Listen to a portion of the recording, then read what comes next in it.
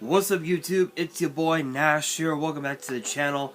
As you guys can tell, no earbuds. So yeah, I am slowly getting better.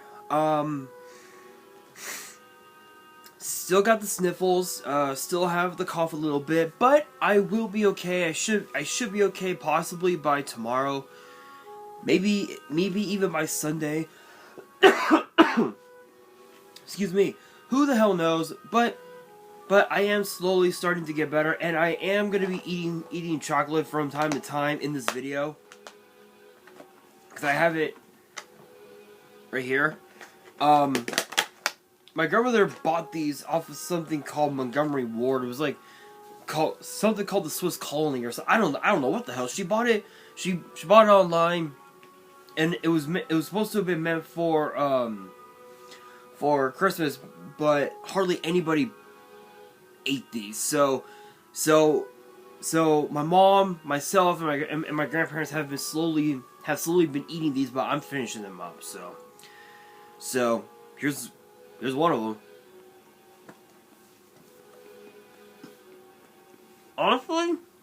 Honestly, these are actually not too bad. They're okay, but anyway.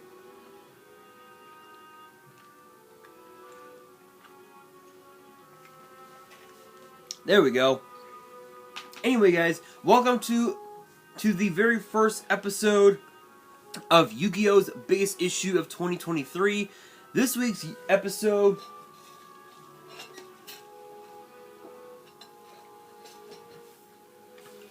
is another pros and cons episode, but the pros and cons is on what? The pros and cons of the newest deck build set, the newest side set, Wild Survivors. You guys are wondering, hang on guys, I'm trying to find the prime example. Here it is. So you guys are probably wondering, what's a deck build pack? What's a deck build set? Well, if you guys remember this set, Genesis Impact, this is basically it. This set is the set with, I believe, the Drytrons, the Magus, the Magistus, and the Evil Twin, Live Twin archetype, which the Drytron was like the only set that was like ever good. Basically, it's that. There are three archetypes.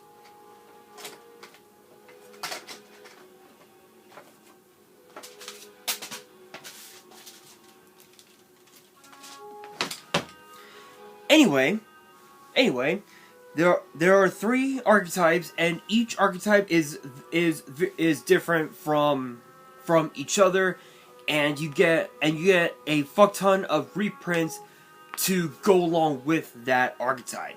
But we didn't know for the last like couple months, we didn't know exactly what kind of set, what kind of archetypes we're going to be getting.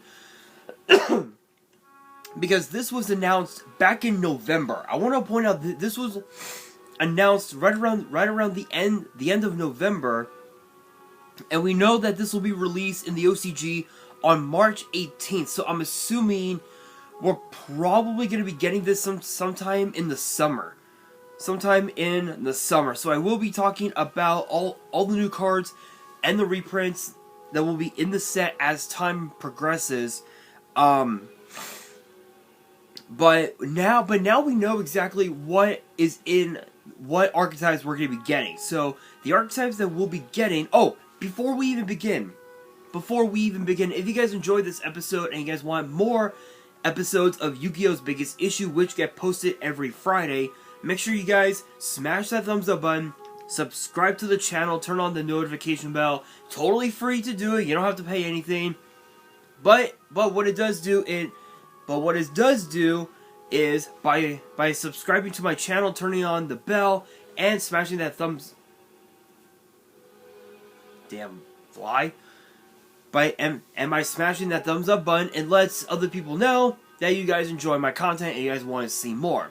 And of course, too, make sure you guys follow me on all my social media. The links will be in the description below, as will the info to my fan mail. If you guys have any fan mail that you guys want to send me, the info will be in the description as well. You guys are free to send me whatever you guys want. I will be more than happy to open them up on the channel.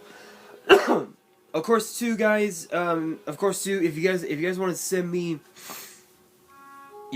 stuff to sign and send back, make sure you guys add a return postage as always, because, well, obviously things here in LA don't really work out so well. Trust me, guys.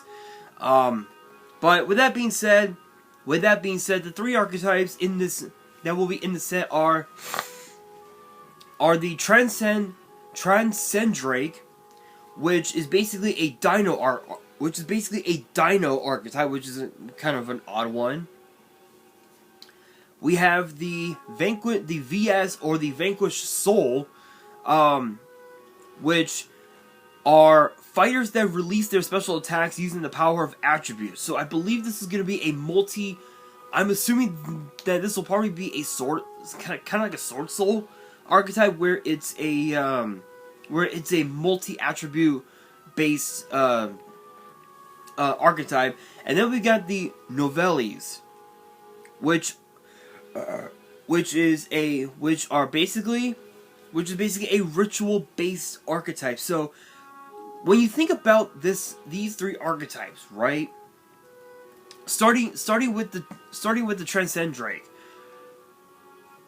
what are some of the cards that we could potentially see get reprinted in this set, based, to help base the archetype even better, make it better?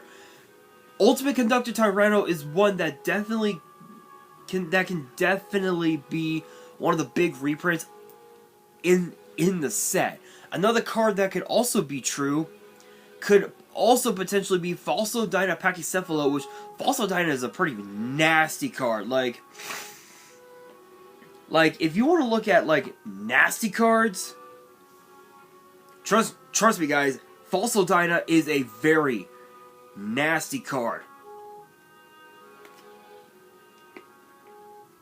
Only because of the fact that Falso Dyna was used in so many different stall decks over the years, and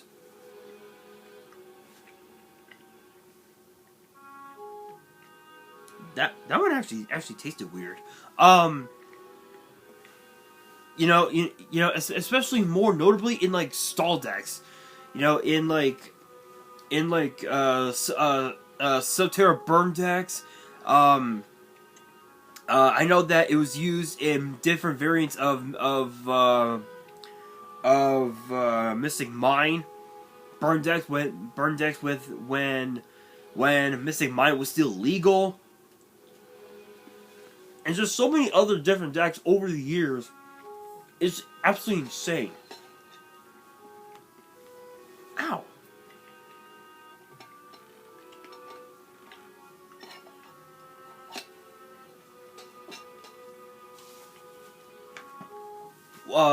What's another card that could be reprinted? Falso Dig. Falso Dig is definitely one of the big.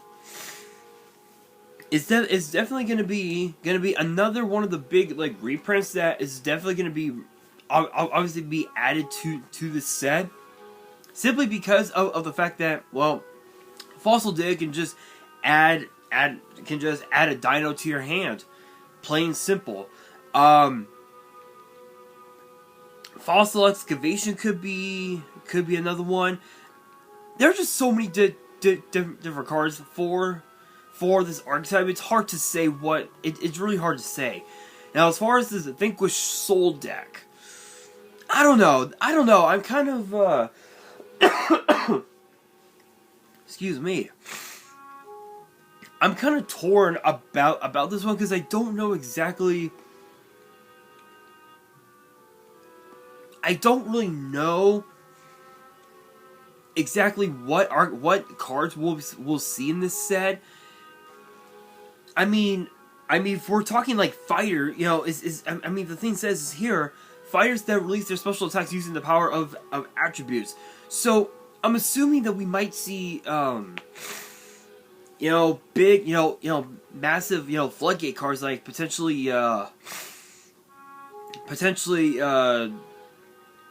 Tikaboo as well. You know, is potentially one of them. Gozen might be another one. Rivalry Warlords could be one. It's possible, but I don't know. I don't know. Again, we don't know anything about these archetypes except for what we read, you know? So so once we get the cards, I will be talking about them. And then maybe that might give us an idea of what reprints we could see, but for all we know, we could even see a reprint of Call of the Haunted, which is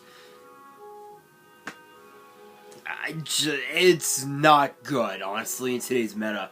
I mean, it's still decent, but still there are better cards. Now, as far as this Novellis,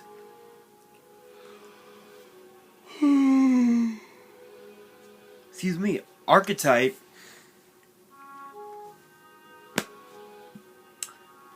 Manju, Senju, Advanced Ritual Art,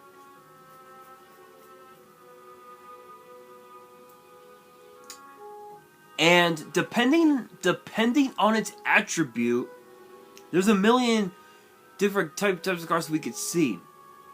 If it's an Earth-based deck, which judging by the art, and I'll let you guys take a look at it.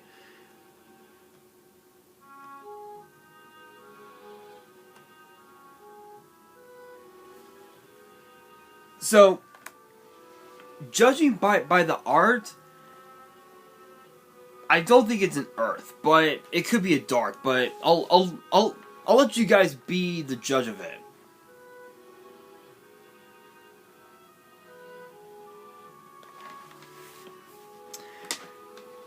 Me personally, I think it's a Dark.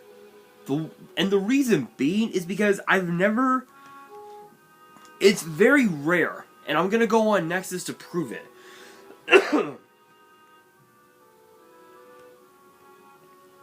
I'm gonna go on Nexus to prove it, but it's very rare to see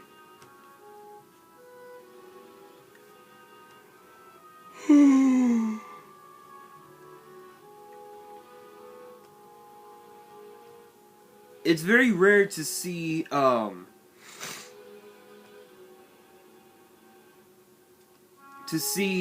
Earth-based ritual monsters. It's pretty rare. I don't know how many exactly there are, but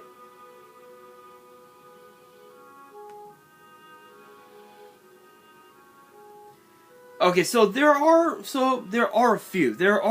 So there's Blackluster Soldier, Blackluster Soldier Super Soldier, Blackluster Soldier Legendary Swordsman, which I did talk about that card in a previous video. Amorph Factor Pain, the Imagination Drake Overlord, which I believe that was released in Shining Victories, actually. Megalith Phaleg, I believe is how it's pronounced. Javelin Beetle, which I think that was a premium pack set, a premium pack card. Megalith Aratron, Magic Key, Mech Mortar, Garrus Glasser,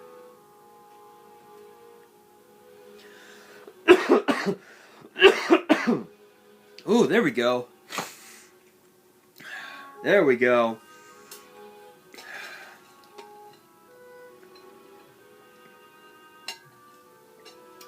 There we go. Whew. Whew. Ow. Megalith Bethor, I believe is how it's pronounced. Odd Eyes Gravity Dragon.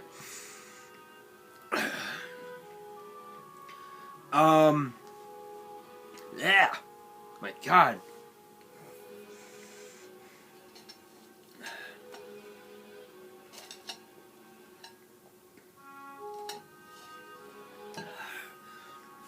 See, guys, that's the danger of being sick.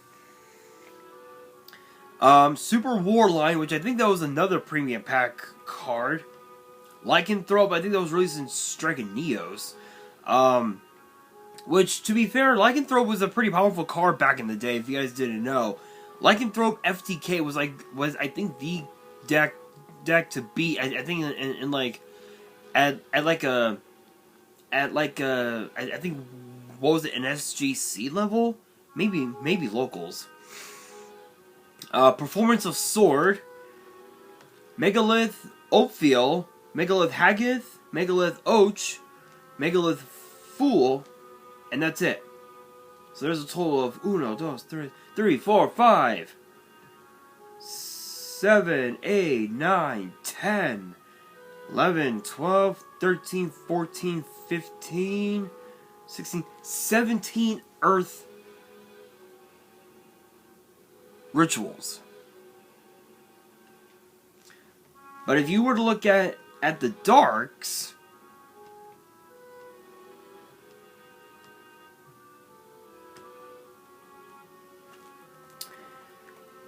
excuse me, you got quite a few of them.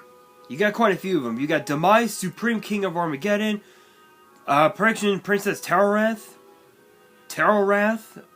I believe that's how it's pronounced. Chaos Max Dragon, the Masked Beast, Borlode Riot Dragon, Blue Eyes Chaos Dragon, Revendread Executor, Magician of Black Chaos, Magician of Black Chaos Max, Zero the Mant, Vendred Scavenger, Dark Master Zork, Demise King of Armageddon, Litmus Doom Swordsman. I never thought we would ever get that card printed. Vendred Battlelord, Garma Sword, Magician of Chaos, Cyber's Magician, Incantation Chalice Slime, Garlandolf, King of Destruction, which I don't think I ever talked about this card. What does the card do? This card can only be ritual summoned with the ritual spell Ritual of Destruction. When this card is ritual summoned, destroy all of the face-up monsters on the field with defense less than or equal to this card's attack. Okay. If this card gains 100 attack for each monster destroyed by this effect. That's pretty nuts. Chakra, Illusion of Chaos, Malakota, Netherlord of the Burning Abyss, Libromancer, Doombroker, Archfiend's Awakening, Revendread Slayer, Fiend's Mirror, Hungry Burger. Anybody hungry for a burger? Bad joke, I know. Bad joke, I know. Doku Rider, Vendread Chimera, Magiki, Mech Musket, Bad Toes, Buster, Paladin of Dark Dragon, Demise Agent of Armageddon, Transonic Bird, Relinquish, and Cyber Sage, which I believe this is... Yeah, this was one of the newer ones that I had already talked about in a previous video. So, yeah, so judging by the fact that that's the case, I'm assuming that this new archetype is definitely going to be a dark-based archetype. So dark ritual spells like I think Dark Contract with the Abyss, or something like that. That's gonna be one of the big, if it is a dark, which I'm assuming it is probably gonna be one of the big chase cards. Not chase cards, but one of the big reprints that will be in the set. But let's be honest here. It could be a light. So we might see something else. those are just the pros of the whole set itself. The cons, we're probably gonna see just a bunch of reprints that we may or may not even need to get reprinted in the set to begin with. Because in my opinion, I think this is probably going to be not the least like favorite set. I think this is probably going to be one of those sets that's going to be like Genesis Impact, where we're probably going to see more reprints of some of the nightmares, maybe some Link monsters that we don't even need reprinted. The possibilities are pretty much endless, but honestly, all in all, I think this set is probably going to be, again, it might be another version of Genesis Impact, but ow. But I do want to get your thoughts. Let me know down in the comments below. Answering the question of the day, which is this: what cards do you guys want to see get reprinted in Wild Survivors? Let me know down in the comments below. And that will do it for this week's episode. Hopefully you guys enjoyed. If you did, make sure you guys smash that thumbs up button. If you guys are new to the channel and you guys want more episodes of Yu-Gi-Oh's Biggest Issue, which get posted every Friday, make sure you guys subscribe to the channel, turn on the notification bell, follow me on all my social media. Links will be in the description below, as will the info to my fan mail. It will also be in the description as well. And on that, this is your boy Nash, signing out.